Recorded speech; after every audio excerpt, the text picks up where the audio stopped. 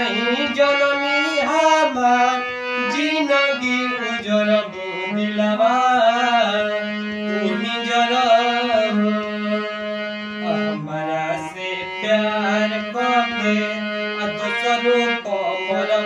दिलवा तुम्ही जरा हमारा से प्यार करके दूसरों को मोर दिलवा तुम्ही जरा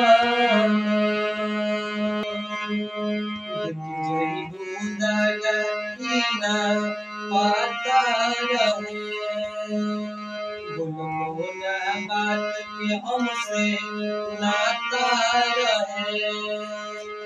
मौज के मोहलिया के दौलत से भर दिलवा तुम्ही जरा मन के मोहलिया के दौलत से भर दिलवा तुम्ही जरा हमारा से प्यार करके दूसरों को मोर दिलवा तुम्ही जरा